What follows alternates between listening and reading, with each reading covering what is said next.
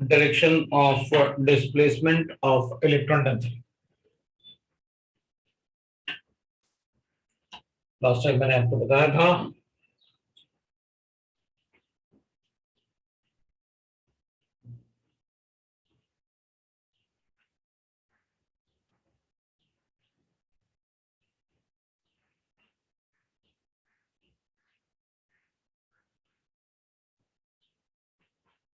Sir आप एक example solve करके बता सकते हो क्या, क्योंकि बहुत दिन हो गए और इससे बात कर रहे हैं। नहीं तो इलेक्ट्रॉन बहुत दिनों डेंसिटी का से बात कर डिस्प्लेसमेंट में तो डायरेक्शन लिखना है। ये ज्यादा इलेक्ट्रोनेगेटिव है तो विल राइट लाइक दिस ना, तो ज्यादा इलेक्ट्रोनेगेटिव है ना,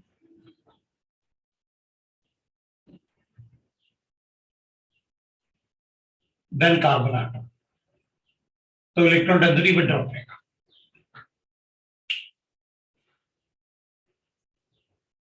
तो मैंने लास्ट टाइम आपको बताया था कैसे मतलब इंडक्टिव इफेक्ट करते हैं। सर हाइड्रोजन से भी इलेक्ट्रॉन शिफ्ट होगा क्या? होगा ना? इलेक्ट्रो पॉजिटिव है ही, तो उसको लिखने की जरूरत नहीं होती, आप चाहें तो लिख सकते हैं। मोस्टली हमें कार्बन के लिए लिखना होता है।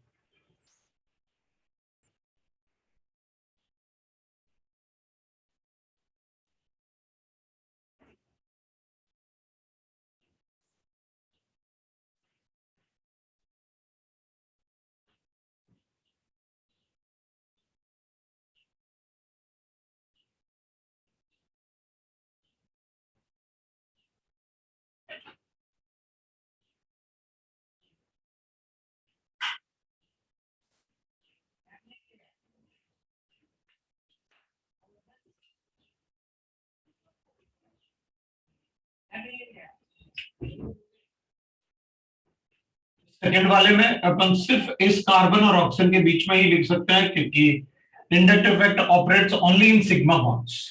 तो ये तो पाई बॉन्ड्स हो गए, तो इलेक्ट्रॉन डेंसिटी विड्रॉ तो होगा, लेकिन अपन ऐसे नहीं बोल सकते कि थर्ड कार्बन एटम तक जाएगा। नो डाउट अगर ये इलेक्ट्रॉन डेफिशिएंट है तो इलेक्ट्रॉन डेंसिटी इसकी तरफ पुल्ड अप होगा, but inductive effect double bonds में नहीं होता, ओनली सिंगल बॉन्ड्स में होता है। So shifting of electron density in sigma bonds, but हम डायरेक्शन तो लिख सकते हैं, लेकिन अपन ये डायरेक्शन तो लिख सकते हैं ना ऐसे। इसमें अब ये नेगेटिव चार्ज है, अगर इस पर नेगेटिव चार्ज होगा क्योंकि सोडियम में पॉजिटिव चार्ज है और इस पर नेगेटिव चार्ज है, और जब नेगेटिव चार्ज होता है तो प्लस का इफेक्ट मैक्सिमम होता है ओ नेगेटिव का, मतलब डायरेक्शन ये होगा। ओ नेगेटिव का तो प्लस का इफेक्ट होता है और वो भी मैक्सिमम, क्योंकि ऑक्सीजन पे नेगेटिव चार्ज होता है। अगर ऑक्सीजन पे नेगेटिव चार्ज नहीं है, न्यूट्रल एटम है, तो वो माइनस का इफेक्ट शो करेगा, लेकिन अगर नेगेटिव चार्ज है तो प्लस का इफेक्ट शो करेगा। तो अपन याद रख लेते हैं, क्योंकि ऑक्सीजन इलेक्ट्रोनेगेटिव तो है सर, कार्बन से तो ज्यादा ही इलेक्ट्रोनेगेटिव है, तो माइनस ही शो करना चाहिए। लेकिन अगर नेगेटिव चार्ज है तो इलेक्ट्रॉन डेंसिटी उसके पास बहुत ज्यादा होगी, तो प्लस इफेक्ट शो करेगा। उसका रीजन अपन अभी नहीं समझ पाएंगे, तो उसके लिए वेट करना होगा। अब इसमें ये पॉजिटिव है और ये इलेक्ट्रोनेगेटिव है, तो फिर ये इलेक्ट्रॉन देगा इसको, तो फिर ये इसको इलेक्ट्रॉन देगा, ये इसको इलेक्ट्रॉन देगा, और ये तो विड्रॉ करेगा, तो ये डायरेक्शन ऐसे हो जाएगा, ये थर्ड कार्बन एटम तक आ जाएगा। तो इधर डेल्टा नेगेटिव है, इधर भी डेल्टा नेगेटिव है, और इधर भी डेल्टा नेगेटिव है। इधर ये इसको इलेक्ट्रॉन देगा, तो इधर तो ये इलेक्ट्रॉन दे रहा है और ये इलेक्ट्रॉन ले रहा है, तो ये तो डेल्टा पॉजिटिव होगा, ये डेल्टा नेगेटिव होगा। तो इधर से विड्रॉ करेगा तो इधर भी डेल्टा पॉजिटिव आएगा, क्योंकि इलेक्ट्रॉन देगा, ये लेके जा रहा है।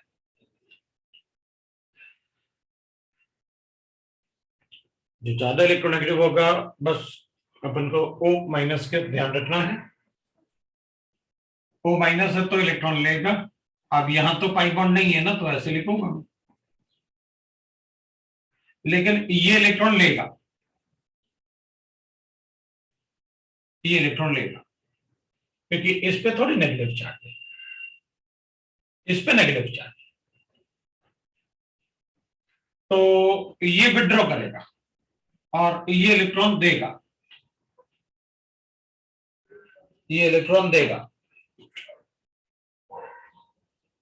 क्योंकि ये तो नेगेटिव चार्ज है, ऑक्सीजन है तो क्या हुआ, बट अगर नेगेटिव चार्ज है तो इलेक्ट्रॉन देगा, तो ये इलेक्ट्रॉन देगा, ये भी इलेक्ट्रॉन देगा, ये भी इलेक्ट्रॉन देगा, ये भी इलेक्ट्रॉन देगा। लो भाई ऐसे डायरेक्शन बताना होता है। इसकी बात करेंगे तो ये sp2 हाइब्रिडाइज्ड है, ये भी sp2 हाइब्रिडाइज्ड है, और ये sp3 हाइब्रिडाइज्ड है। इसका मतलब है ये इसको इलेक्ट्रॉन देगा, क्योंकि sp2 ज्यादा इलेक्ट्रोनेगेटिव होता है sp3 से, इसलिए डायरेक्शन ऐसे होगा। सेम रीजन, ये sp2 है, ये sp है, और ये sp3 है, तो sp तो sp2 से भी ज्यादा इलेक्ट्रोनेगेटिव होता है, तो फिर ये इलेक्ट्रॉन इससे, ये इलेक्ट्रॉन विड्रॉ करेगा इससे, क्योंकि ये ज्यादा इलेक्ट्रोनेगेटिव है, तो ये इससे इलेक्ट्रॉन विड्रॉ करेगा। मतलब हम इससे ये बता सकते हैं this carbon is maximum electron rich then this, तो ये इलेक्ट्रॉन डेफिशिएंट होगा, ये भी इलेक्ट्रॉन डेफिशिएंट होगा, ये इलेक्ट्रॉन रिच होगा।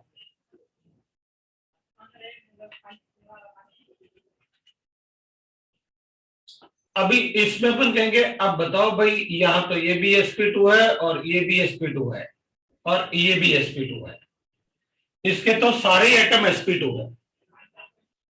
अब इस केस में अपन को -i का डायरेक्शन थोड़ा सा अपन को लगेगा किस डायरेक्शन में बताना चाहिए, लेकिन अपन कहेंगे यहां पर बहुत सारे sp2 हैं, sp2 कार्बन एटम्स हैं, जबकि रिंग के बाहर 2 ही sp2 कार्बन एटम्स हैं। अगर 2 sp2 है तो ऑब्वियसली बात है यहां बहुत सारे sp2 हैं, इसलिए मैं इसका डायरेक्शन ऐसे बताऊंगा, क्योंकि ये कार्बन बहुत सारे होंगे, ये भी sp2 है, ये भी sp2 अटैच्ड है, इसमें सिर्फ एक ही sp2 अटैच्ड है, जबकि इस कार्बन से बहुत सारे sp2 अटैच्ड हैं, तो फिर ये कार्बन थोड़ा ज्यादा इलेक्ट्रोनेगेटिव हो जाएगा इसके कंपैरिजन में, तो ये इलेक्ट्रॉन पुल करेगा, क्योंकि यहां बहुत सारे sp2 अटैच्ड हैं, यहां इससे सिर्फ एक ही sp2 अटैच्ड है, जबकि इससे ये 5 sp2 अटैच्ड हैं, तो वो सारे के सारे इसी तरफ विड्रॉ करेंगे। NO2 में मुझे बताने की जरूरत नहीं थी, ये इधर हो जाएगा, ये इधर हो जाएगा, ये ऐसे हो जाएगा। लास्ट वाले में अपन को पता है, अगर NH3 पॉजिटिव होगा तो ये इलेक्ट्रॉन विड्रॉ करेगा, ये इससे विड्रॉ करेगा, एंड सो ऑन। ये sp3 है, द सेम रीजन जो यहां पर लगाया अपन ने, ये sp3 है जबकि ये sp2 है, तो फिर ये डायरेक्शन होगा। तो अपन बता सकते हैं कि मतलब कहां पर क्या डायरेक्शन होगा, तो वो अपन बता सकते हैं। ये भी sp3 था, इसलिए मैं उस तरफ लगा सकता हूं डायरेक्शन। अगर कोई sp2 से sp3 अटैच्ड है तो sp3 is more electropositive than sp2, so sp2 is more electronegative, reason अपन उसको बोलते हैं परसेंटेज ऑफ s कैरेक्टर, तो ज्यादा इलेक्ट्रोनेगेटिव होता है। सर बोलो सर, लेकिन सर, अगर लेकिन अगर इसमें किसी इलेक्ट्रोनेगेटिव एटम होगा सर, तो हम हाइब्रिडाइजेशन चेक नहीं करते ना मतलब सर? ये अगर किसी भी एक, बोलो आंसर, कोई एग्जांपल दे दो। सर जैसे बी वाला हो गया एग्जांपल, या सी वाला, उसमें भी sp2 बॉन्ड्स है सर, लेकिन फिर हम चेक नहीं करेंगे ना वो, क्योंकि वहां पर एक इलेक्ट्रोनेगेटिव एटम है। हाँ ऑब्वियसली, यहाँ पर कार्बन कार्बन दोनों ही थे, दोनों कार्बन है तो हाइब्रिडाइजेशन से डिसाइड किया, वरना क्यों करेंगे। ओके सर, समझा। To calculate the acidic strength of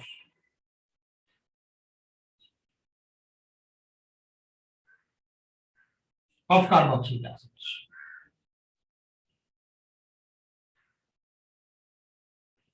Carboxylic acids का acidic strength.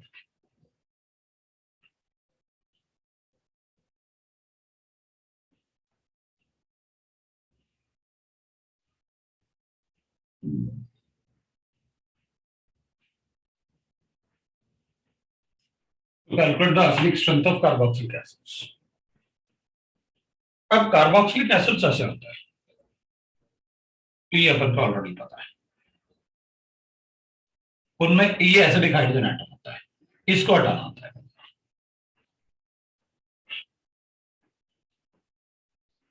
तो अभी व्हाट विल हैपन कि भाई इस बॉन्ड में जितना ज्यादा पोलैरिटी होगा उतना ज्यादा एसिडिक स्ट्रेंथ होगा। तो लेट अस चेक कैसे अपन कैलकुलेट करेंगे एसिडिक स्ट्रेंथ। तो अपन लिख लेते हैं decreasing order of acidic strength है, एक एग्जांपल लिख लेते हैं decreasing order of acidic strength.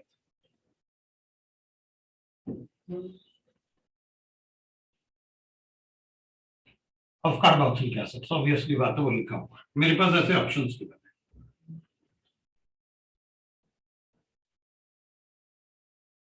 ऐसे में कार्बोक्सिलिक एसिड लिख लेता हूं।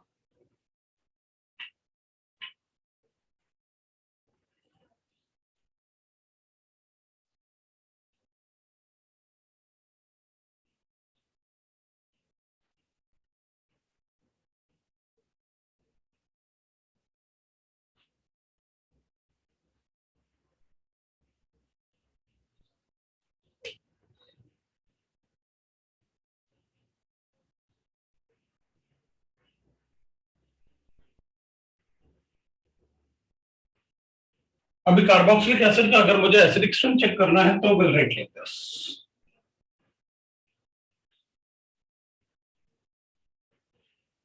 ये कार्बन sp2 हाइब्रिडाइज्ड है और लेकिन इससे ऑक्सीजन अटैच्ड है, इधर भी ऑक्सीजन अटैच्ड है।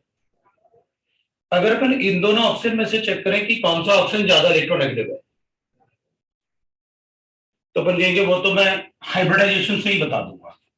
ये sp2 हाइब्रिडाइज्ड है, जब एटम सेम होते हैं तो अपन को पता है अपन कैसे बताते हैं इलेक्ट्रोनेगेटिव कैरेक्टर। अगर sp हाइब्रिडाइज्ड है तो ज्यादा इलेक्ट्रोनेगेटिव है sp2 से, sp2 ज्यादा इलेक्ट्रोनेगेटिव होता है sp3 से। मतलब अगर परसेंटेज ऑफ s कैरेक्टर ज्यादा होगा तो इलेक्ट्रोनेगेटिविटी ज्यादा होगा। ये ज्यादा इलेक्ट्रोनेगेटिव है इससे, तो फिर मैं इस पे डेल्टा नेगेटिव चार्ज लिखूंगा क्योंकि वो इलेक्ट्रोनेगेटिव है, और इस पे डेल्टा पॉजिटिव चार्ज लिखूंगा क्योंकि ये इलेक्ट्रो पॉजिटिव उससे अटैच्ड है। अब अगर इस पे डेल्टा पॉजिटिव चार्ज होगा तो ये इससे, क्योंकि ये ज्यादा, ये इलेक्ट्रॉन डेफिशिएंट हो गया क्योंकि ये इलेक्ट्रॉन डेंसिटी पुल कर रहा होगा अपनी तरफ। जब एटम सेम होंगे तो फिर हमें हाइब्रिडाइजेशन से पता करना है कि what will be the electronegativity difference between them. तो ये ज्यादा इलेक्ट्रोनेगेटिव है इससे, सो इसलिए हमने पोलर साइड यहां लिखा हुआ है, यहां डेल्टा नेगेटिव यहां डेल्टा पॉजिटिव। अब ये डेल्टा पॉजिटिव होगा तो ये इससे इलेक्ट्रॉन पुल करने की कोशिश करेगा क्योंकि ये सिंगल बॉन्ड है, इसमें इलेक्ट्रॉन इजीली पुश किए जा सकते हैं। इंडक्टिव इफेक्ट, ये डबल बॉन्ड है, इसमें आप इलेक्ट्रॉन ज्यादा शिफ्ट नहीं कर सकते, इसलिए अपन ने लिखा इंडक्टिव इफेक्ट सिग्मा बॉन्ड में इजीली ऑपरेट करता है। तो जब ये डेल्टा पॉजिटिव है तो ये इलेक्ट्रॉन डेफिशिएंट हो गया। अगर ये इलेक्ट्रॉन डेफिशिएंट होगा तो उस केस में इससे इलेक्ट्रॉन ये पुल करेगा। अगर ये इलेक्ट्रॉन पुल करेगा ऑक्सीजन से तो ऑक्सीजन इलेक्ट्रॉन डेफिशिएंट होगा। अगर ऑक्सीजन इलेक्ट्रॉन डेफिशिएंट होगा तो वो हाइड्रोजन से पुल करेगा। अगर ऑक्सीजन इलेक्ट्रॉन डेफिशिएंट होगा तो वो हाइड्रोजन से पुल करेगा। अगर ये हाइड्रोजन से इलेक्ट्रॉन पुल करेगा तो हाइड्रोजन पर डेल्टा पॉजिटिव चार्ज बढ़ेगा, तो इस बॉन्ड में पोलैरिटी बढ़ेगी। सो इस बॉन्ड में पोलैरिटी बढ़ेगी तो जितना ज्यादा ये बॉन्ड पोलर होगा उतना इजीली वाटर में डिसोसिएट हो जाएगा। जैसे अपन कहते हैं भाई अगर हमारे पास ज्यादा पोलर बॉन्ड है, एक OH बॉन्ड है, एक NH बॉन्ड है, इसमें पोलैरिटी ज्यादा है, ये वाटर में इजीली ब्रेक हो जाएगा इसके कंपैरिजन में, क्योंकि इसमें इलेक्ट्रोनेगेटिविटी डिफरेंस ज्यादा है। तो उसी को अपन पोलैरिटी बोलते हैं। जितना ज्यादा इसका स्ट्रेंथ होगा उतना इजीली वो वाटर में डिसोसिएट हो जाएगा। सो इस केस में वही हो रहा है कि भाई अगर इस पे डेल्टा पॉजिटिव चार्ज ज्यादा होगा तो ये इससे इलेक्ट्रॉन पुल करेगा, अगर ये इससे इलेक्ट्रॉन पुल करेगा तो ये हाइड्रोजन से इलेक्ट्रॉन पुल करेगा, और अगर हाइड्रोजन से इलेक्ट्रॉन पुल करेगा तो बॉन्ड में पोलैरिटी बढ़ेगी, और पोलैरिटी बढ़ेगी तो एसिडिक स्ट्रेंथ बढ़ेगा। इसका मतलब higher the delta positive charge on this, more will be the polarity in this bond, क्योंकि जितना ज्यादा डेल्टा पॉजिटिव चार्ज यहां होगा उतना ही ज्यादा इससे इलेक्ट्रॉन ये पुल करेगा, उतना ही ज्यादा ये इलेक्ट्रॉन डेफिशिएंट होगा, और उतना ही ज्यादा फिर इससे इलेक्ट्रॉन पुल करेगा ये, तो बॉन्ड में पोलैरिटी बढ़ेगी।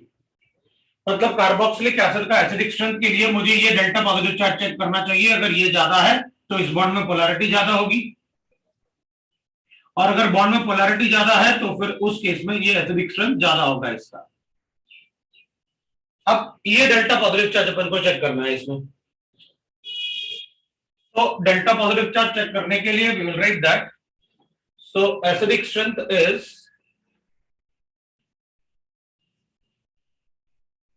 Directly proportional to delta positive charge on carbon atom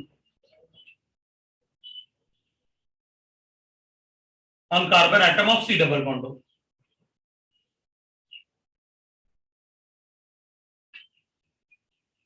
इस पे अपन को कार्बन एटम पे चेक करना है डेल्टा पॉजिटिव चार्ज ये वाला। तो अपन क्या करेंगे अभी इसमें, तो ठीक है, मतलब कार्बोक्सिलिक एसिड अगर आपने बहुत सारे लिखे हुए हैं तो फिर मैं डेल्टा पॉजिटिव चार्ज डिफरेंशिएट कैसे करूंगा, अलग अलग कैसे पता चलेगा मुझे। तो अपन ऐसे कर लेंगे, अपन कहेंगे देखो अगर इस कार्बन से कोई ऐसा एटम या ग्रुप अटैच कर दिया जाए जो इससे इलेक्ट्रॉन ले ले, विड्रॉ कर ले, इससे इलेक्ट्रॉन विड्रॉ करे, ले ले, तो फिर अपन को कहेंगे उस केस में ये अगर कोई इलेक्ट्रॉन विड्रॉइंग ग्रुप अटैच है तो वो इस कार्बन एटम से इलेक्ट्रॉन विड्रॉ करेगा, तो वो डेल्टा पॉजिटिव चार्ज को बढ़ाएगा, क्योंकि अगर इधर कोई इलेक्ट्रॉन विड्रॉइंग ग्रुप अटैच है तो वो इसको इससे इलेक्ट्रॉन लेगा तो इस पर डेल्टा पॉजिटिव चार्ज बढ़ेगा, और डेल्टा पॉजिटिव चार्ज बढ़ेगा तो एसिडिक स्ट्रेंथ बढ़ेगा, क्योंकि OH बॉन्ड में पोलैरिटी बढ़ेगी। और अगर इलेक्ट्रॉन रिलीजिंग ग्रुप है, मतलब ऐसा कोई ग्रुप जो इलेक्ट्रॉन देता हो C डबल बॉन्ड को, तो अगर कोई इलेक्ट्रॉन देने वाला ग्रुप अटैच है ऐसे, तो फिर उस केस में डेल्टा, अगर ये इलेक्ट्रॉन देने वाला ग्रुप है तो उस केस में डेल्टा पॉजिटिव चार्ज क्या होगा, कम होगा। इलेक्ट्रॉन दे रहा है तो डेंसिटी इस पे बढ़ेगी, तो इसकी इलेक्ट्रॉन डेंसिटी बढ़ेगी तो डेल्टा पॉजिटिव चार्ज कम होगा। अगर ये कम होगा तो पोलैरिटी कम होगी, एसिडिक स्ट्रेंथ कम होगा। इसका मतलब है कि अगर कोई यहां पर माइनस आई वाला ग्रुप अटैच है तो electron density carbon carbon atom पे बढ़े, इधर कम होगी, डेल्टा पॉजिटिव चार्ज बढ़ेगा तो पोलैरिटी बढ़ेगी। और अगर कोई प्लस आई इफेक्ट वाला ग्रुप अटैच है तो फिर प्लस आई इफेक्ट के केस में ये इलेक्ट्रॉन इसको देगा, इसको इलेक्ट्रॉन देगा तो डेल्टा पॉजिटिव चार्ज कम होगा, पोलैरिटी कम होगी और एसिडिक स्ट्रेंथ कम हो जाएगा। तो ठीक है, अपन यहां पर चेक कर लेते हैं, ये कंसेप्ट है इसका एसिडिक स्ट्रेंथ को चेक करने का। तो सर ERG का फुल फॉर्म क्या है? क्या ERG का फुल फॉर्म? अरे लास्ट टाइम बताया तो था, और जोर जोर से बोल भी रहा हूं, ये इलेक्ट्रॉन विड्रॉइंग ग्रुप है, ये इलेक्ट्रॉन रिलीजिंग ग्रुप है।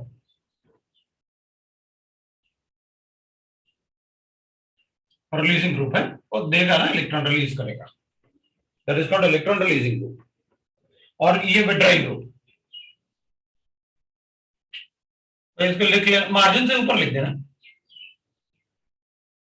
क्योंकि ये तो अपन मतलब जब तक ऑर्गेनिक केमिस्ट्री चलेगी ये चलते रहेंगे, EWG और ERG।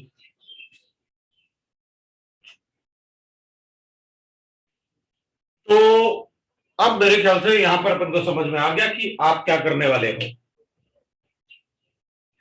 यहां पर Cl नेगेटिव है, सो डेल्टा नेगेटिव चार्ज है, यहां तो इलेक्ट्रॉन लेके जाने वाला है, मतलब यहां पर आप डेल्टा पॉजिटिव चार्ज बनाने वाले हो, इस पर डेल्टा पॉजिटिव चार्ज है तो ये इससे इलेक्ट्रॉन विड्रॉ करेगा, ये भी इलेक्ट्रॉन विड्रॉ करेगा, ये भी इलेक्ट्रॉन विड्रॉ करेगा, ये भी इलेक्ट्रॉन विड्रॉ करेगा, तो इसमें सभी में विड्रॉ हो रहे हैं इलेक्ट्रॉन। तो अपन कहेंगे ठीक है, इन सब में सबसे ज्यादा इलेक्ट्रॉन कौन विड्रॉ करता है, क्योंकि देखो ये वाला पार्ट तो सभी में सेम है, ये वाला पार्ट तो सभी में सेम है, डिफरेंस कहां है, सिर्फ इसमें। तो सबसे ज्यादा इलेक्ट्रॉन कौन पुल करेगा, फ्लोरीन, उसका माइनस इफेक्ट सबसे ज्यादा है। तो फिर सबसे ज्यादा अगर ये विड्रॉ करेगा तो यही सबसे ज्यादा एसिडिक है, so minus effect of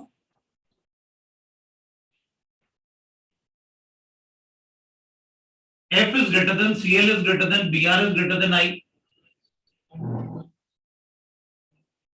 So now you can write the answer, है ना। तो आंसर क्या आ जाएगा अपने पास, C will be greater than, A will be greater than, B will be greater than D। ये लो भाई आंसर हो गया अपने पास एसिडिक स्ट्रेंथ में, ये आंसर है अपने पास।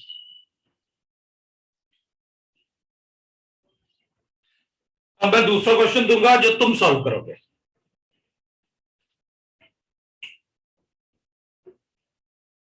डिक्रीजिंग ऑर्डर में, चलो जरा जल्दी से सॉल्व कर लो। दूसरा example,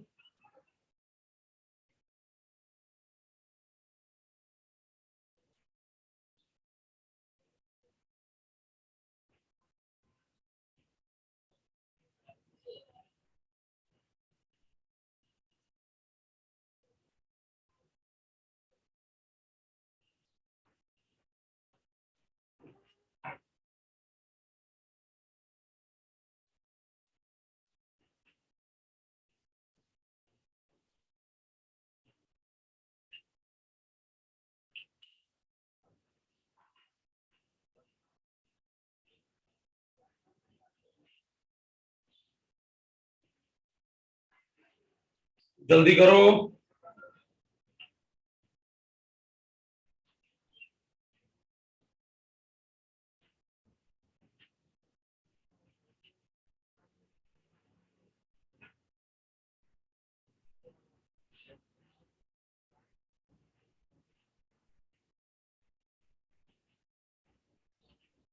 sir A greater than B greater than C. बोलो भाई, और किसी का कोई मतलब डाउट तो नहीं है? कैसे होना चाहिए?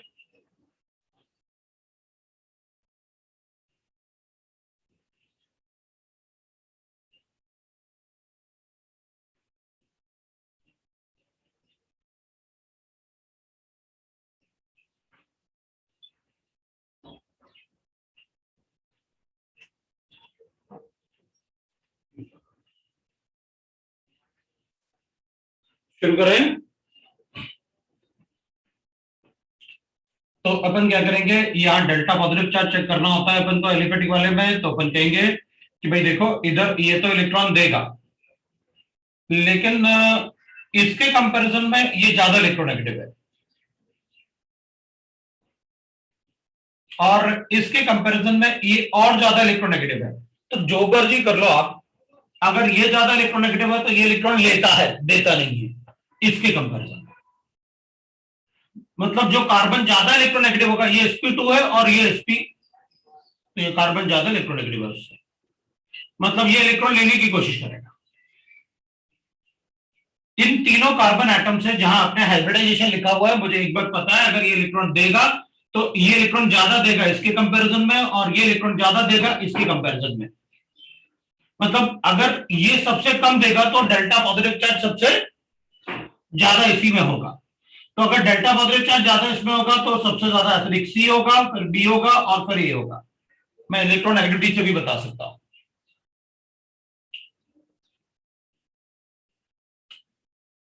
समझ में आया? Yes sir. यस। ठीक है भाई, तो अपन दूसरा क्वेश्चन कर लेते हैं, एग्जांपल ले लेते हैं। एक मेरे पास ऐसे गिवन है,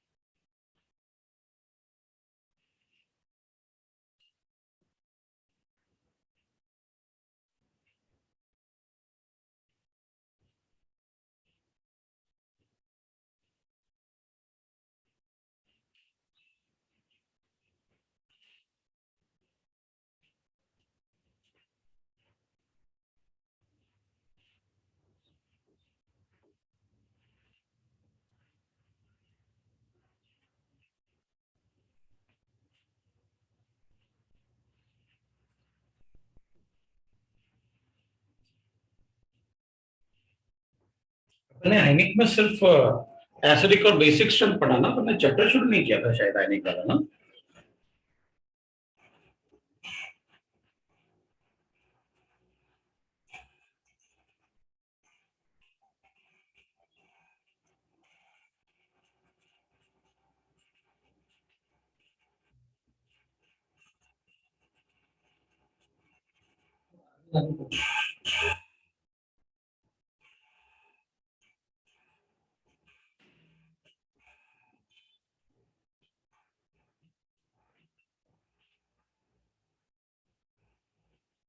चलो भाई जल्दी करो थोड़ा।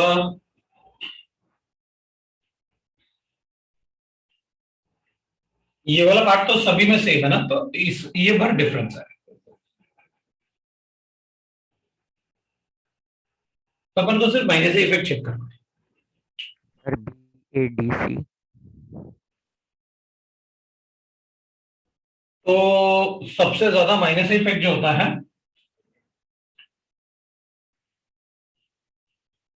NO2 का ज्यादा होता है, Cl से Cl का ज्यादा होता है, OPH से OPH का ज्यादा होगा OCH3 से। माइनस इफेक्ट ऑर्डर तो खत्म हो गया क्वेश्चन। भाई जितना ज्यादा विड्रॉ होगा उतना ज्यादा डेल्टा पॉजिटिव चार्ज बढ़ेगा, उतना ज्यादा OH बॉन्ड में पोलैरिटी आएगी, उतना ज्यादा एसिडिक स्ट्रेंथ होगा। सो आंसर अपन उसी ऑर्डर में लिख देंगे, BADC। बोलो। Yes sir. ठीक है फिर अब एक दूसरा क्वेश्चन लिखता हूं मैं, that is third, stability of carbocation.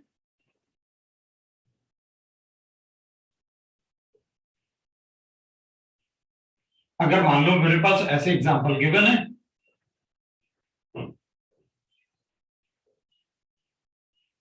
और एक एग्जांपल मेरे पास ऐसे गिवन है,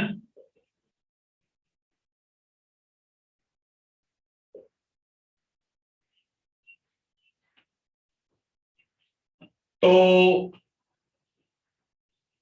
अपन कहेंगे इसमें ज्यादा इलेक्ट्रॉन रिलीज कौन करेगा वो देख लेते थे।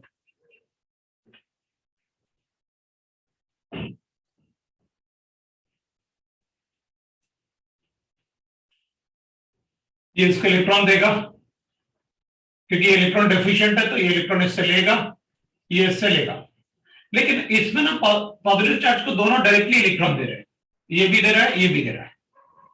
लेकिन इसमें क्या होगा, पहले ये इसको देगा इलेक्ट्रॉन, फिर ये इसको देगा, जबकि इसमें ये डायरेक्टली इसको इलेक्ट्रॉन दे रहा है, ये भी डायरेक्टली इसको इलेक्ट्रॉन दे रहा है। तो डायरेक्टली अगर इलेक्ट्रॉन देंगे तो पॉजिटिव चार्ज का स्ट्रेंथ थोड़ा कम हो जाएगा। भाई stability of charge is always calculated by the strength of charge. जिसमें चार्ज का स्ट्रेंथ ज्यादा होगा उसकी स्टेबिलिटी कम होगी। सो अगर अपन कहेंगे स्टेबिलिटी हमेशा मतलब स्ट्रेंथ ऑफ चार्ज से इनवर्सली प्रोपोर्शनल होगा। अगर कोई चार्ज मॉलिक्यूल है तो stability will be inversely proportional to strength of charge. Charge का स्ट्रेंथ जितना कम होगा उतना ज्यादा स्टेबिलिटी। तो अगर ये कार्बन इलेक्ट्रॉन डिफिशिएंट है तो अगर इस कार्बन को जितना ज्यादा इलेक्ट्रॉन इजीली मिलेगा उतना कम पॉजिटिव चार्ज का स्ट्रेंथ होता जाएगा, न्यूट्रलाइज होता जाएगा ना इलेक्ट्रॉन मिलेगा, उतनी ज्यादा स्टेबिलिटी बढ़ती जाएगी।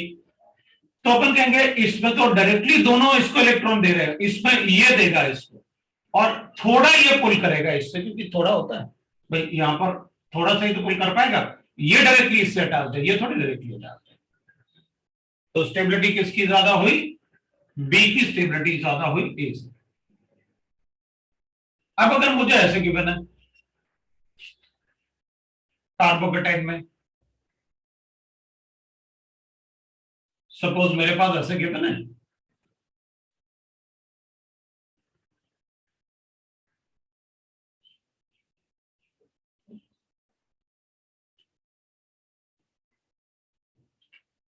तो इन दोनों में अपन कहेंगे भाई फिर तो मैं माइनस इफेक्ट से ही चेक करूंगा। क्यों?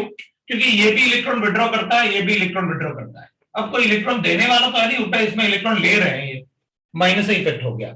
अगर ये इलेक्ट्रॉन विड्रॉ करेंगे तो ऑब्वियस सी बात है पॉजिटिव चार्ज का स्ट्रेंथ तो और बढ़ेगा। ज्यादा कौन लेगा इलेक्ट्रॉन, माइनस इफेक्ट लिखा तो है आपने। अगर ये ज्यादा इलेक्ट्रॉन लेगा तो स्टेबिलिटी में बी का स्टेबिलिटी ज्यादा है इससे। क्यों? क्योंकि ये कम इलेक्ट्रॉन लेगा ना इससे, तो इसमें पॉजिटिव चार्ज का स्ट्रेंथ भी कम होगा।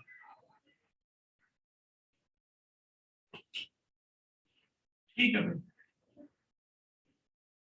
अब स्टेबिलिटी ऑफ कार्बोकेटाइन के लिए inductive effect is not the only effect by which we'll calculate the stability of carbocation. वैसे स्टेबिलिटी ऑफ कार्बोकेटाइन तो इंडक्टिव इफेक्ट अपन लास्ट में ही चेक करते हैं, अगर बाकी कोई इफेक्ट से सॉल्व नहीं कर सकते तो, वरना दूसरे इफेक्ट्स हैं जिससे अपन चेक करते हैं, इसलिए मैं उसमें ज्यादा एग्जांपल नहीं ले रहा। अपन तो बस थोड़ा सा एप्लीकेशन देख रहे हैं इसमें भी स्टेबिलिटी का। तो एक दूसरा लिखते हैं अपन, स्टेबिलिटी ऑफ कार्बोनेट,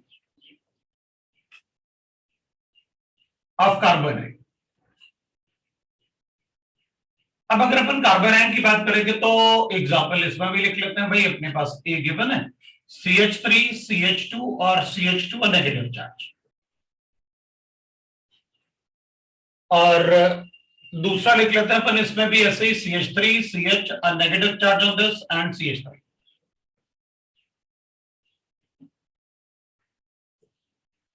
अब अपन को ये तो पता ही है इसमें कि भाई ये इलेक्ट्रॉन इस पे नेगेटिव चार्ज है, अगर इस पे नेगेटिव चार्ज है तो इसके पास इलेक्ट्रॉन डेंसिटी ज्यादा होगी।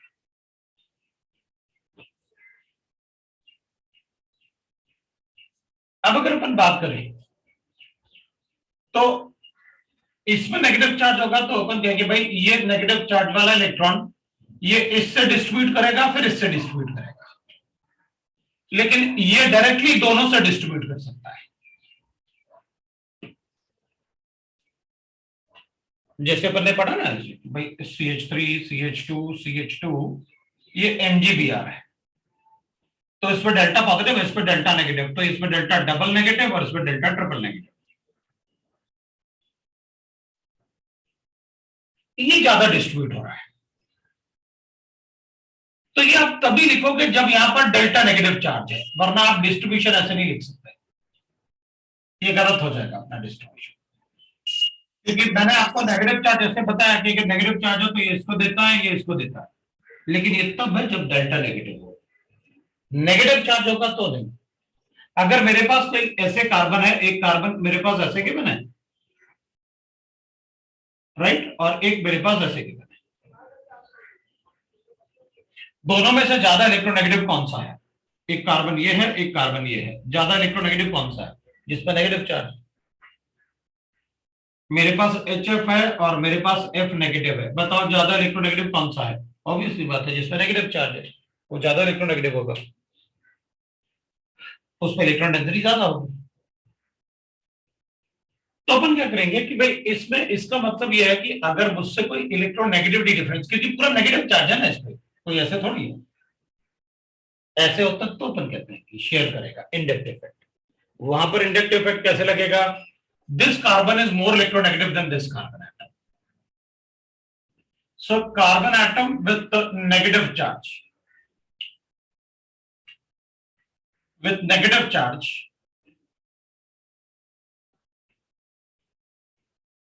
is more electronegative than other carbon atom. अब अगर ये ज्यादा इलेक्ट्रोनेगेटिव है ये वाला इससे, तब तो इलेक्ट्रॉन डेंसिटी ऐसे शिफ्ट होने वाला है, फिर तो ये इससे इलेक्ट्रॉन लेगा, क्योंकि ये ज्यादा इलेक्ट्रोनेगेटिव है तो इलेक्ट्रॉन लेगा, और अगर इलेक्ट्रॉन लेगा तो ये इससे इलेक्ट्रॉन लेगा, ये इसको इलेक्ट्रॉन देगा, और इसमें ये तो डायरेक्टली इलेक्ट्रॉन देने वाला है, क्योंकि इन दोनों में डिफरेंस है, ध्यान रखना, इसमें कंफ्यूज नहीं होना, क्योंकि जनरली इसमें कंफ्यूजन होता है, इसलिए मैंने वैसे लिखा। तो वो फुल फ्लेज नेगेटिव चार्ज है, ये फुल फ्लेज नेगेटिव चार्ज नहीं कर, there is a covalent bond, covalent bond है तो इलेक्ट्रॉन डेंसिटी इस तरफ शिफ्ट होगा, इस पे नेगेटिव चार्ज थोड़ी आ जाएगा। तो अपन क्या करेंगे, ठीक है ये ज्यादा इलेक्ट्रोनेगेटिव था तो अपन कहेंगे ये इलेक्ट्रॉन ऐसे विड्रॉ होगा और ये इलेक्ट्रॉन ऐसे विड्रॉ होगा, तो अपन कहेंगे सर एक बात बताओ, इसमें तो इलेक्ट्रॉन आप इसको, इस पे पहले से ही नेगेटिव चार्ज है और इलेक्ट्रॉन दे रहे हो, उसका नेगेटिव चार्ज, उस पर तो इलेक्ट्रॉन डेंसिटी और बढ़ेगी। दोनों में से ज्यादा इलेक्ट्रॉन डेंसिटी किस पे बढ़ेगी, ए वाले में या बी वाले में? तो अपन कहेंगे बी वाले में। बी वाले में तो दोनों डायरेक्टली अटैच है ना, इससे दोनों डायरेक्टली इसको इलेक्ट्रॉन दे रहे हैं ना, और इसमें तो ये इसको देगा फिर ये इसको देगा, या तो डायरेक्टली दोनों, ये इसको दे रहा है ये इसको इलेक्ट्रॉन दे रहा है, डेंसिटी तो उस पर बहुत ज्यादा बढ़ रहा है। डायरेक्टली अटैच में तो डायरेक्टली इलेक्ट्रॉन दे रहे हैं ना दोनों, इसमें तो पहले ये इसको देगा फिर ये इसको देगा, मतलब सिर्फ एक ही कार्बन एटम डायरेक्टली दे रहा है बस। तो फिर नेगेटिव चार्ज का स्ट्रेंथ ज्यादा किसमें होगा? जिसमें ज्यादा इलेक्ट्रॉन दे रहे हैं डायरेक्टली, तो नेगेटिव चार्ज का स्ट्रेंथ ज्यादा होगा। और अगर नेगेटिव चार्ज का स्ट्रेंथ ज्यादा होगा तो स्टेबिलिटी का क्या होगा? तो अपन कहेंगे ये कम स्टेबल है, ये ज्यादा स्टेबल है, क्योंकि उसमें नेगेटिव चार्ज का स्ट्रेंथ कम है। अगर नेगेटिव चार्ज का स्ट्रेंथ कम है तो स्टेबिलिटी ज्यादा होगी। आंसर लिख लो। तो A is more stable then B। जब कार्बोकेटाइन था तब तो आपने B is more stable then A लिखा था, जबकि वैसे ही था। हाँ, तो दोनों के अपने अपने कंसेप्ट हैं भाई। इधर नेगेटिव पॉजिटिव चार्ज था तो ये इलेक्ट्रॉन दे रहा था, नेगेटिव चार्ज में वो कार्बन ज्यादा इलेक्ट्रोनेगेटिव हो गया तो वो इलेक्ट्रॉन लेके जा रहा है।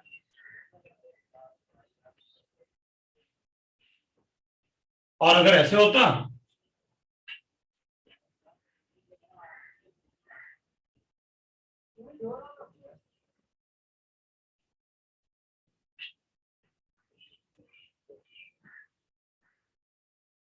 तो फिर अपन कहेंगे ये तो विड्रॉ करेंगे इलेक्ट्रॉन, ये भी विड्रॉ करेगा, ये भी इलेक्ट्रॉन विड्रॉ करेगा।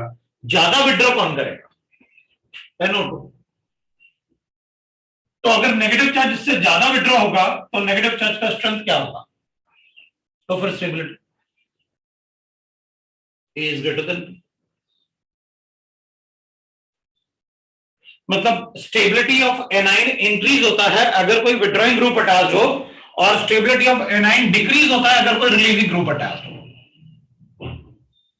कोई कैटाइन एनाइन दोनों कंपेयर करके देखे ना, मैंने दोनों को आपको बताया, दोनों में कोई प्रॉब्लम नहीं है, अपन को इजीली बता सकते हैं।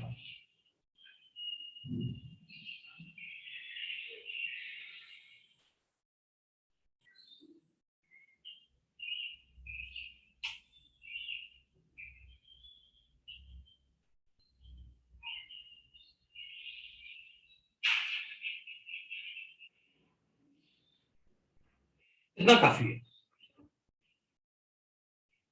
मतलब उसका कोई लिमिटेशन नहीं है ना, अपन कितना भी लिख सकते हैं उसमें, है ना। एग्जाम्पल अपन कंसेप्ट कुछ भी पढ़ते रहेंगे, उसका कोई लिमिटेशन नहीं है, क्योंकि मैं कार्बोकेटाइन का स्टेबिलिटी भी किसी दूसरे कंसेप्ट से बताऊंगा, वो ज्यादा अच्छा होगा रादर देन कि मैं इंडक्टिव इफेक्ट से बताऊं। लेकिन इसमें इंडक्टिव इफेक्ट ऑपरेट इसमें भी कर रहा है, इसमें भी कर रहा है, ये आपने सीखा, पता चल गया हमें कि इंडक्टिव इफेक्ट ऑपरेट कैसे करता है। पर दूसरा इफेक्ट पढ़ेंगे, that is called resonance effect और मेसोमेरिक इफेक्ट।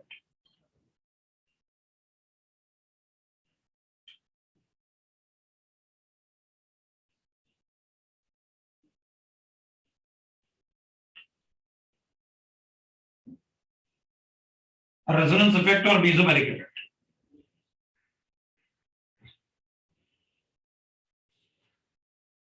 अपन ने केमिकल बॉन्डिंग में रेजोनेंस इफेक्ट पढ़ा, अपन ने रेजोनेंस फिनोमेना पढ़ा। केमिकल बॉन्डिंग में जो रेजोनेंस फिनोमेना पढ़ा था अपन ने,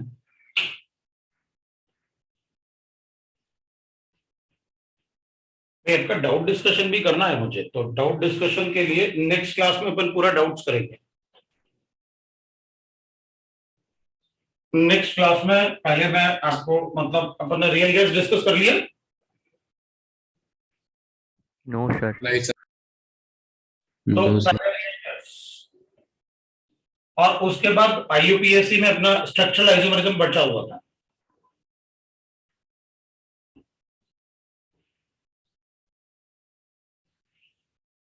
आइसोमेरिज्म, और एक तो ये, दूसरा अपन एक केमिकल इक्विलिब्रियम भी डिस्कस कर लेते हैं। केमिकल इक्विलिब्रियम डिस्कस करेंगे, फिर स्ट्रक्चरल आइसोमेरिज्म करेंगे। तो पहले ये डिस्कस करेंगे अपन, उसके बाद इसको डिस्कस करेंगे। अब इससे आगे अपन तभी पढ़ेंगे जब अपना होमवर्क डिस्कस हो जाएगा यहां तक, फिर अपन उसके आगे बढ़ेंगे, ठीक है। और आयनिक इक्विलिब्रियम अपन ने सिर्फ शुरू किया था।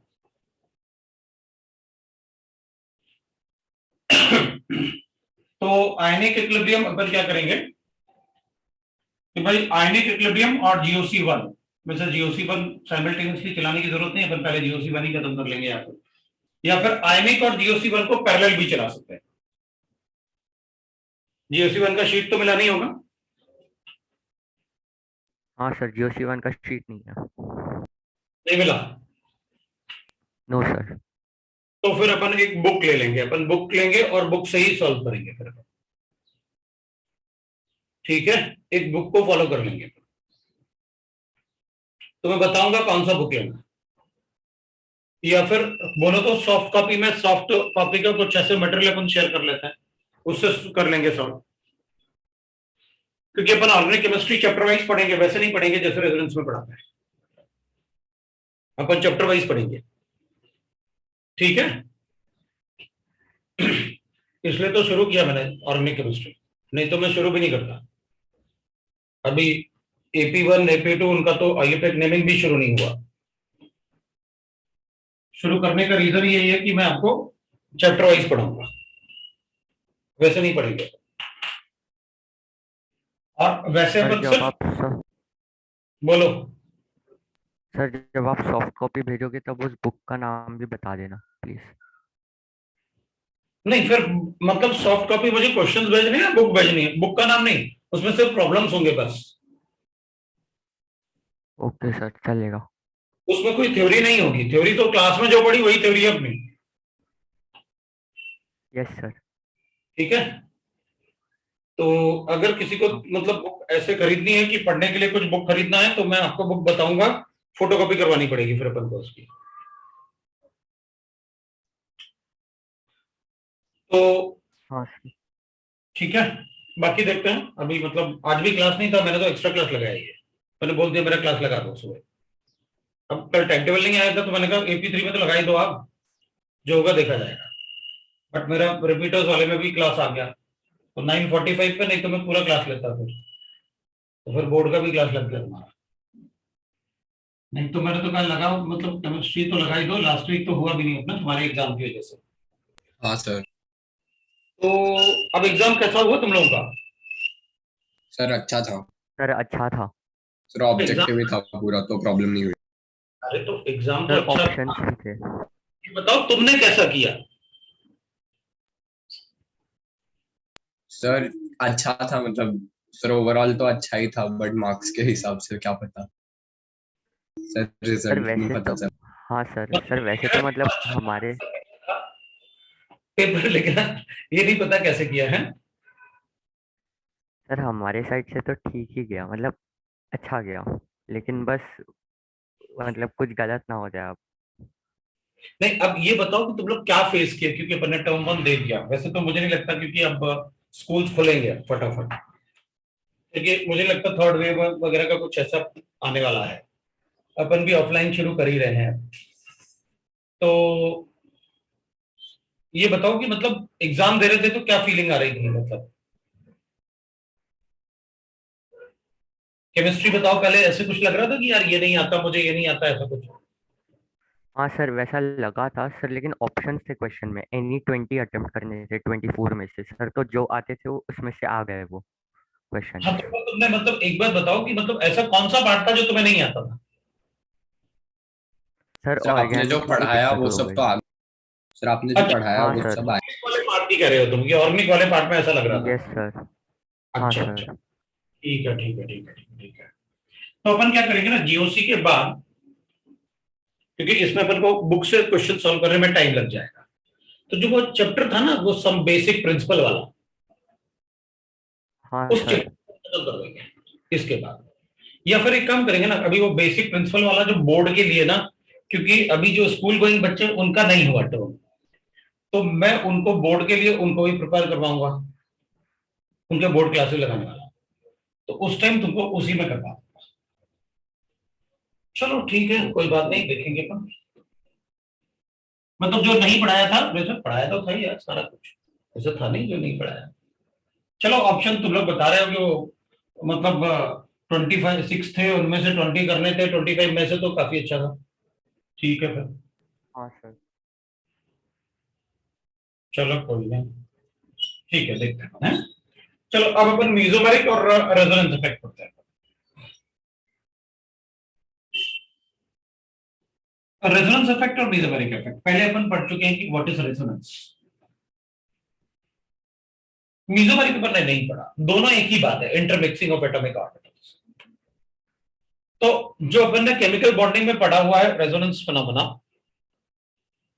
उसमें अपन ने ये पढ़ा था केमिकल बॉन्डिंग में कि जब हम अपन किसी मॉलिक्यूल का एक स्ट्रक्चर से उसके सारे फिजिकल और केमिकल प्रॉपर्टीज एक्सप्लेन नहीं कर सकते, तो अपन एक से ज्यादा स्ट्रक्चर बनाते हैं।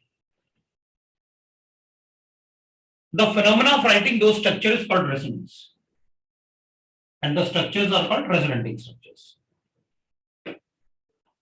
रेजोनेटिंग स्ट्रक्चर्स में अपन ने कहा था कि भाई पोजीशन ऑफ बॉन्ड्स हमेशा सेम रहते हैं, sigma bonds, position of atom भी सेम रहते हैं, नंबर ऑफ बॉन्ड्स भी सेम रहते हैं। अगर किसी में चार्ज है तो चार्ज भी सेम रहेगा, but the position of pi bond can change and the negative charge का पोजीशन चेंज हो सकता है।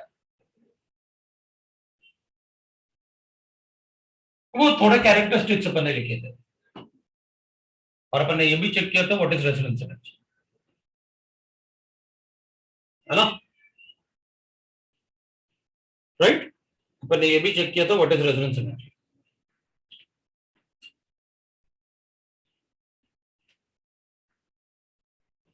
तो लास्ट ईयर अपन ने जो किया था उसमें जो कैरेक्टरिस्टिक्स लिखे थे कि भाई पोजीशन ऑफ एटम सेम रहता है, रेजोनेटिंग स्ट्रक्चर्स एक से ज्यादा भी हो सकते हैं, ऐसे अपन ने डबल बॉन्ड बना के चेक किया। ये बेंजीन के रेजोनेटिंग स्ट्रक्चर्स थे जो अपन ने लास्ट टाइम पढ़े थे। और ये रेजोनेटिंग स्ट्रक्चर क्यों बन रहे थे, तो अपन ने कहा था कि ये जो पाई ऑर्बिटल्स है ना, they are in the same plane. ये पाई ऑर्बिटल्स क्योंकि ये sp2 हाइब्रिडाइज्ड है, और अगर ये sp2 हाइब्रिडाइज्ड है तो ऑब्वियसली बात है sp2 हाइब्रिडाइज्ड होंगे। तो मैंने आपको बताया कि भाई देखो, अगर कोई कार्बन एटम sp2 हाइब्रिडाइज्ड है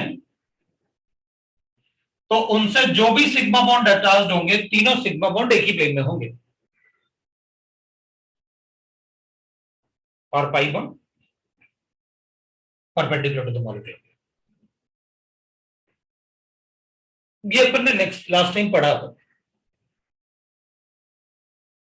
अगर आपको याद होगा तो पहले मैंने आपको बताया कि भाई अगर अपने पास दोनों कार्बन एटम sp3 है तो अपन ने लिखा लिया ऐसे होता है,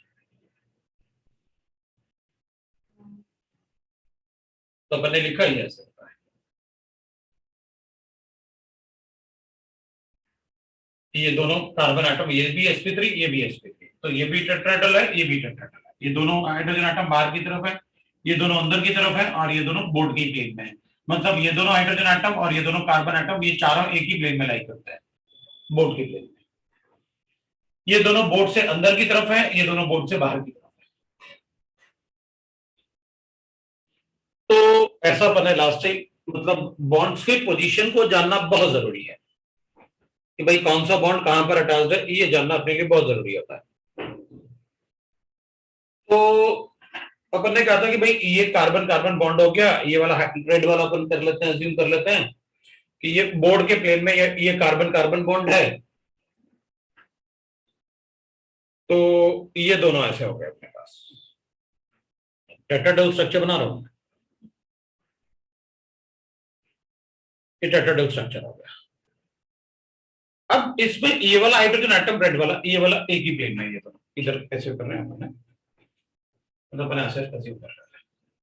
तो ये वाला हाइड्रोजन एटम, और अब उधर गड़बड़ हो जाएगी ना, मतलब ऐसे ही बनाना चाहिए। ये वाला अंदर की तरफ है,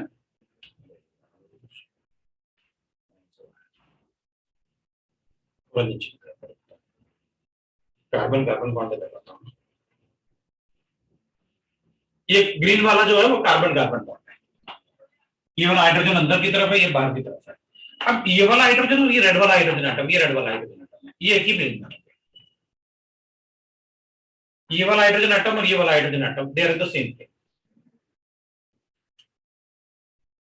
और ये वाला हाइड्रोजन एटम और ये वाला हाइड्रोजन एटम, पीछे वाला hydrogen atom, they will be in the same plane. मतलब ये दोनों एक ही प्लेन में है, ये दोनों एक ही प्लेन में है, ये दोनों एक ही प्लेन में है, और अपन बता सकते हैं कि ये तो बोर्ड के प्लेन में हो गए चार, 1 2 3 4, ये दोनों बोर्ड के अंदर की तरफ, ये दोनों बोर्ड के बाहर की तरफ, और ये एक ही प्लेन में। अब अगर अपन पाई बॉन्ड बनाएंगे मान लो, तो अपन इस वाले हाइड्रोजन और इस वाले हाइड्रोजन एटम से पाई बॉन्ड बना देते हैं, इन दोनों को हटा देते हैं और इनसे पाई बॉन्ड बना देते हैं। जब आप इन हाइड्रोजन के ऑर्बिटल्स को ओवरलैप करके, इनके हाइड्रोजन के ऑर्बिटल्स को ओवरलैप करके पाई बॉन्ड बनाओगे तो ये ऐसे बनेगा। ये तो ओवरलैप करेंगे, इनको भी देखना है ये कहां मूव करता है।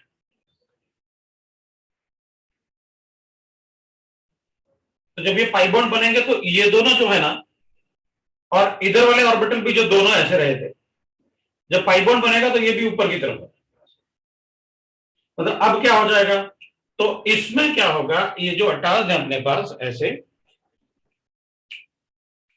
अपन कहेंगे इस वाले में, तो अपन कहेंगे भाई इस वाले में तो पाई बॉन्ड हो गया perpendicular to the molecular plane, मतलब अब अपने पास ऐसे हो जाएगा, ये तो हो गया कार्बन कार्बन बॉन्ड, जैसे मॉडल्स अपन बनाते हैं।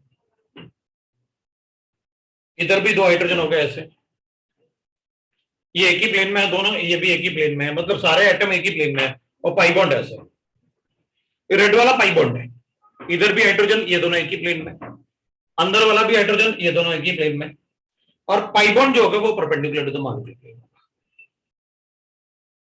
मतलब अपने पास जो पाई बॉन्ड बनेगा, अगर अपन इसको ऑर्बिटल के फॉर्म में बना के देखना चाहें तो अपन ऐसे बना के देख सकते हैं कि एक कार्बन ऐसे है और इसके ये सिग्मा बॉन्ड हो गए, एक हाइड्रोजन इधर अंदर की तरफ है, दूसरा हाइड्रोजन अपन ऐसे बना सकते हैं, ये हाइड्रोजन ऐसे हो गए, ये सारे एटम एक ही प्लेन में है, ये सारे एटम एक ही प्लेन में है, और जो पाई बॉन्ड है वो ऐसे हो गया, that is perpendicular to the molecular.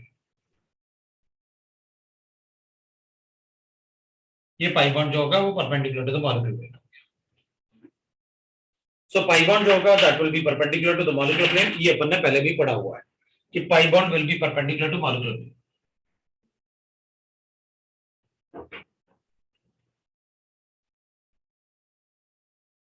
Perpendicular to molecular plane,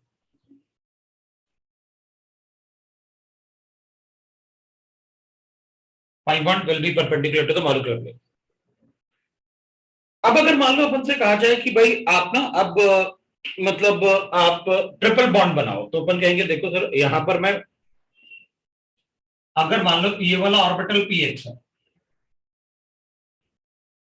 और ये pz से मैंने सिग्मा बॉन्ड बना दिया, ये pz से मैंने सिग्मा बॉन्ड बना दिया, तो अब जो ऑर्बिटल बनेगा ऑब्वियसली बात है, अगर मुझे दूसरा पाई बॉन्ड बनाना है तो मुझे वो ऑर्बिटल परपेंडिकुलर टू ये वाला मतलब py से बनाना पड़ेगा, क्योंकि px यहां आ गया, pz से मैंने ये बना लिया, तो फिर अब जो ऑर्बिटल बचा मेरे पास वो है py, और py से अगर मुझे दूसरा पाई बॉन्ड बनाना पड़ा, तो पहले से अपने पास एक पाई बॉन्ड था, तो अब मुझे क्या करना पड़ेगा कि भाई ये पाई बॉन्ड है अपने पास, ये वाले हाइड्रोजन एटम्स होंगे,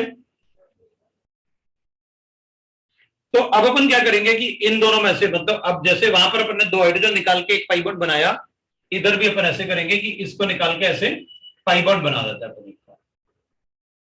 तो अगर इनसे पाई बॉन्ड बनाओगे आप इधर और इधर, तो वो तो एग्जैक्टली क्योंकि ये वाले हाइड्रोजन एटम्स इस पाई बॉन्ड से एग्जैक्टली परपेंडिकुलर 90 डिग्री पे थे, तो जो अगर इनसे अगर आप बना रहे हो दूसरा पाई बॉन्ड तो वो इससे 90 डिग्री पे होगा। मतलब ट्रिपल बॉन्ड में जो ट्रिपल बॉन्ड बनेगा कार्बन कार्बन के बीच में, तो जब ट्रिपल बॉन्ड बनेगा तो उसमें क्या होगा कि इधर वाले हाइड्रोजन एटम से अंदर वाले हाइड्रोजन एटम, बाहर वाले एज्यूम कर लो कोई फर्क नहीं पड़ेगा, अगर इनसे बनाएंगे तो देखना कैसे होगा, क्योंकि ये ऑर्बिटल जो होंगे वो ऐसे आएंगे परपेंडिकुलर, तो फिर बनेगा ऑर्बिटल ओवरलैपिंग।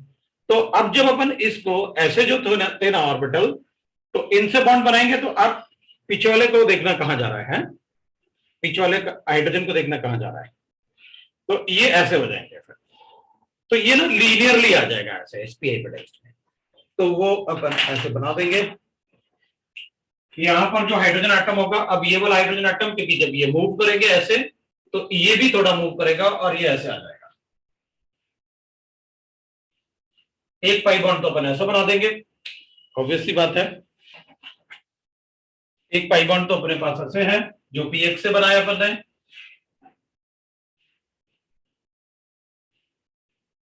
ये पीएक्स से बना अपना पाई बॉन्ड, ये पीएक्स से बनाया था अपन ने, और मैं दूसरा पाई बॉन्ड बनाऊंगा जो पी वाई से बना, और ये दोनों पाई बॉन्ड एक दूसरे से exactly perpendicular to each other होंगे, ये ओवरलैप करेंगे, सो ये पी वाई से होगा। So the two pi bond in the triple bond is exactly 90 degree to each other. The two pi bonds in triple bond is exactly 90 degree to each other.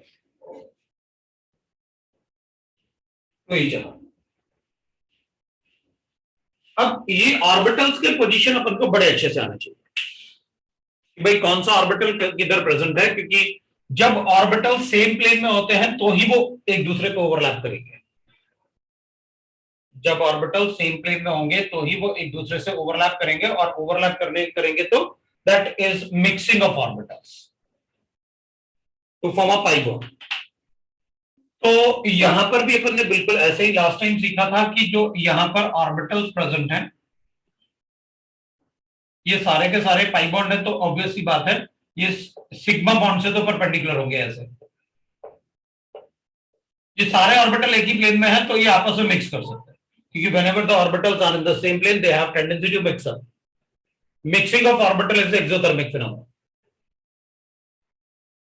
अपन ने पहले भी लिखा हुआ है, केमिकल बॉन्डिंग में भी बताया था मैंने, जब ऑर्बिटल एक ही प्लेन में आएंगे तभी वो ओवरलैप करेंगे, और अगर ऑर्बिटल एक ही प्लेन में आ गए तो उनको मिक्स करने के लिए हमें कोई एनर्जी देनी नहीं पड़ती, क्योंकि mixing of orbitals is exothermic phenomena. अगर ऑर्बिटल एक ही प्लेन में आएंगे तो वो अपने आप मिक्स हो जाते हैं, क्योंकि उससे एनर्जी रिलीज होगी, हमें एनर्जी देनी नहीं पड़ती। It is exothermic phenomena. अब दोनों ही केस में, चाहे आप रेजोनेंस लिखो या मीसोबैरिक लिखो, in both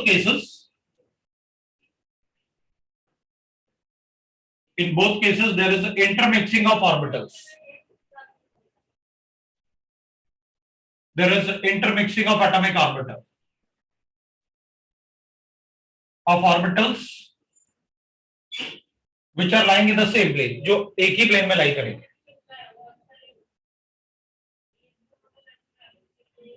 which are lying in the same plane, मैं उसको हटा रहा हूं है।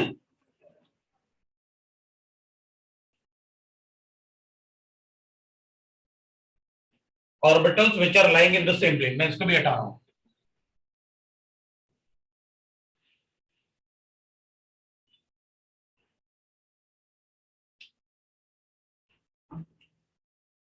lying in the same plane,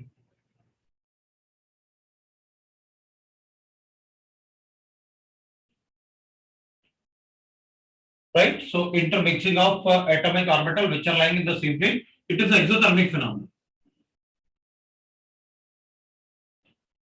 exothermic phenomenon. So अगर इंटरमिक्सिंग ऑफ ऑर्बिटल होता है, अगर वो सेम प्लेन में आएंगे तो 100% मिक्स करेंगे और अपने आप ही मिक्स कर लेंगे। तो रेजोनेंस फिनोमेना हो या मीसोबैरिक फिनोमेना हो, दोनों ही एक्सोथर्मिक फिनोमेना है, दोनों ही केस में एनर्जी लिबरेट होगी। तो अगर दोनों ही एक्सोथर्मिक है, दोनों में ही इंटरमिक्सिंग लिख लेते हैं। अगर दोनों में ही एनर्जी लिबरेट होगी तो फिर अलग अलग लिखने की क्या जरूरत है, एक ही जैसे लिख लेते हैं। थोड़ा डिफरेंस है तो अपन थोड़ा डिफरेंस अपन चेक कर लेंगे, what is the difference. But अगर रेजोनेंस बताना है अपन को तो what are the conditions, conditions for R and M effect. एक तो अपन कहते हैं भाई जितने, अब अपन को एक बात पता है, थोड़ी देर पहले अपन ने चेक किया कि अगर कोई कार्बन एटम sp2 हाइब्रिडाइज्ड है, अगर कोई कार्बन एटम sp2 हाइब्रिडाइज्ड है तो उसके ऑर्बिटल जो होंगे वो एक ही प्लेन में आ जाएंगे ये वाले। तो अपन कहेंगे कि भाई मॉलिक्यूल मस्ट बी प्लेनर, ये प्लेनर मॉलिक्यूल, इसमें सारे एटम एक ही प्लेन में लाई करेंगे और pi bond perpendicular to the molecule. So अपन कहेंगे मॉलिक्यूल मस्ट बी प्लेनर और नियरली प्लेनर।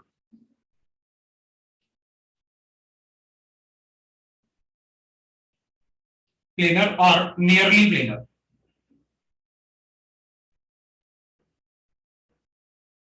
सो मॉलिक्यूल को प्लेनर होना चाहिए या फिर नियरली प्लेनर होना चाहिए। तो अपन लिख सकते हैं एटम्स इन्वॉल्व मस्ट बी या तो sp2 हो या फिर sp हाइब्रिडाइज्ड हो, तो ऑर्बिटल एक ही प्लेन में आने के चांसेस होते हैं।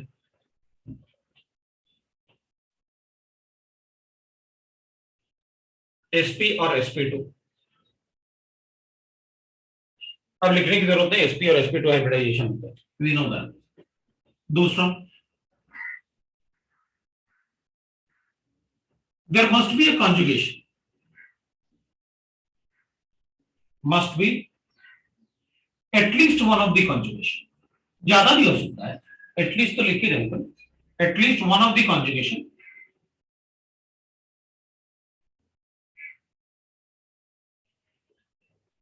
अपन कहेंगे ये कॉन्जुगेशन क्या है sir,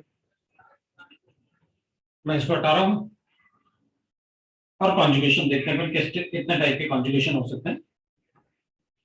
there must be at least one of the conjugation between, या तो डबल बॉन्ड के केस में कॉन्जुगेशन मतलब पोजीशन होता है, ऑल्टरनेट पोजीशन, वो मैं बताऊंगा कैसे, वो डिस्कस करेंगे ये सारे पार्ट, ये कॉन्जुगेशन वाले पार्ट को तो डिस्कस करेंगे। या तो इसमें या फिर ये वाला होना चाहिए पॉजिटिव चार्ज के साथ, ये डबल बॉन्ड कॉन्जुगेशन तो अपन ने बेंजीन में देखा हुआ है, alternate positions. Double bond and negative charge भी हो सकता है, double bond and free radical भी हो सकता है, double bond and triple bond भी हो सकता है,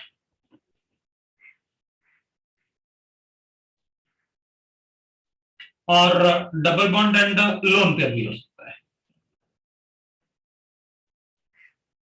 कितने टाइप के कॉन्जुगेशन होता है, तो at least one of the conjugation तो होना ही चाहिए, एक से ज्यादा भी हो सकता है।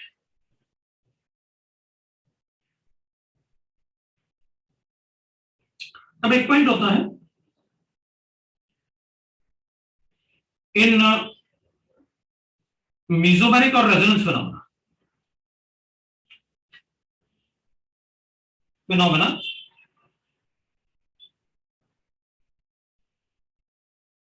octet of nitrogen and oxygen atom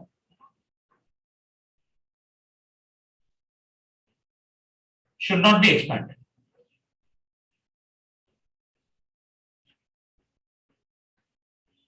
In any case, इनके ऑक्टेट कभी एक्सपैंड नहीं होने चाहिए। तो पहले अपन मतलब अब ये मेसोमेरिक और रेजोनेंस फिनोमेना दोनों ही काफी इंपॉर्टेंट पार्ट है। मेन कंडीशन अपन को ये there must be at least one of the conjugation, तो अपन ने जो रेजोनेंस वहां पढ़ा था इन केमिकल बॉन्डिंग, वहां पर ने ये वाला पार्ट पढ़ा था, वो कार्बोनेट आयन है तो ऐसे लिख लिया, और नेगेटिव चार्ज और डबल बॉन्ड का कॉन्जुगेशन अपन क्या कर रहे थे, ऐसे शिफ्ट कर रहे थे, इधर नेगेटिव चार्ज कर रहे थे, दैट इज नेगेटिव चार्ज और डबल बॉन्ड का कॉन्जुगेशन। ये सिर्फ ये पढ़ा था, बाकी और भी होता है, बाकी तो इसलिए नहीं बताया कि भाई बेंजीन में तो अपन ने थोड़ा पढ़ा ही था double bond,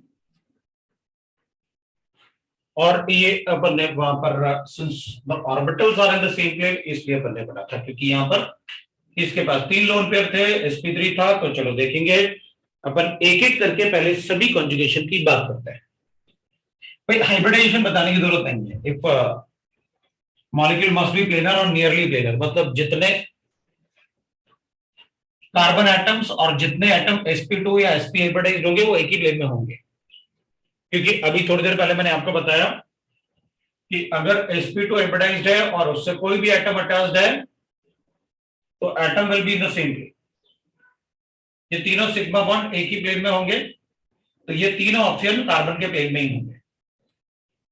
pi bond will be perpendicular, ये वाला पाई बॉन्ड जो होगा वो परपेंडिकुलर होगा टू द मॉलिक्यूल, ये मैंने आपको बताया।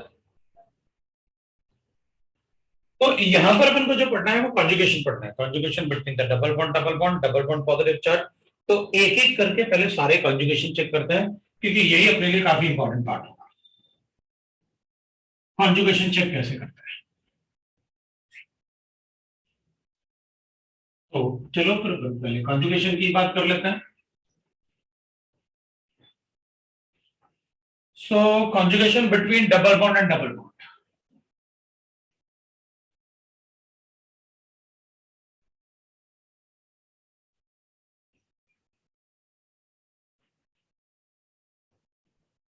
कॉन्जुगेशन फिनोमेना पढ़ते हैं अपन, तो पहले अपन डिस्कस कर लेते हैं between double bond and double bond. वही between double bond and double bond, तो इसमें अपन को पोजीशन की बात करनी होती है। तो when double bonds are present, ये इक्वल टू नहीं समझना है, बॉन्ड लिखा हुआ है मतलब डबल बॉन्ड की बात कर रहे हैं। कभी लगता है अच्छा व्हेन इक्वल टू क्या होता है, लिख ही देते हैं। When double bonds are present at alternate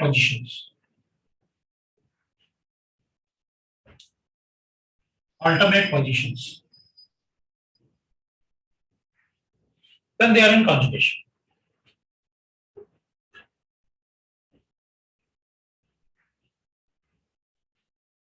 तो alternate position का मतलब ऐसा हो गया, एग्जाम्पल अगर अपन लेंगे, जैसे मेरे पास कोई एटम है वो दूसरे एटम के साथ है और फिर वो अटैच्ड है किसी दूसरे एटम से, तो then that will be called as alternate position. वो एटम कुछ भी हो सकता है, हमें फर्क नहीं पड़ता। तो ठीक है, will write the example for this. अब एक एग्जांपल में बेंजीन तो अपन को ऑलरेडी पता है, बेंजीन के लिए तो अपन को ऑलरेडी, अभी हाइड्रोजन लिखना जरूरी नहीं है बेंजीन में हर बार। वी नो दैट कार्बन का वैलेंसी हमेशा अपन कंप्लीट कर लेंगे किससे, हाइड्रोजन से। तो अगर अपने पास ऐसे गिवन है तो ये डबल बॉन्ड है, ये डबल बॉन्ड है, ये डबल बॉन्ड है, एक ये हो सकता है, एक ये हो सकता है, और इसका रेजोनेंस हाइब्रिड ये होगा।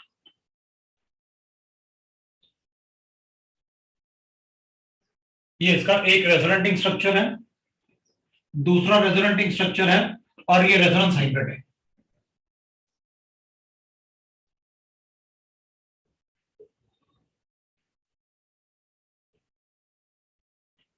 Resonance hybrid structure.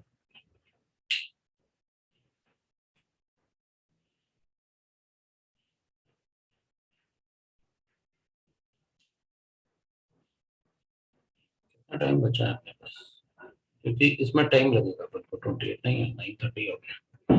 शुरू नहीं करे तो ज्यादा अच्छा है, इस पर यही रुक जाते हैं क्योंकि इसमें टाइम लगेगा, हर एक उसमें इसमें ही टाइम लगेगा। पूरा GOC1 में मतलब यही पार्ट में टाइम लगता है, बाकी टाइम नहीं लगेगा, इसमें बहुत सारा पार्ट पड़ता है। तो अब अपन रुक जाते हैं, नेक्स्ट टाइम कंटिन्यू करेंगे।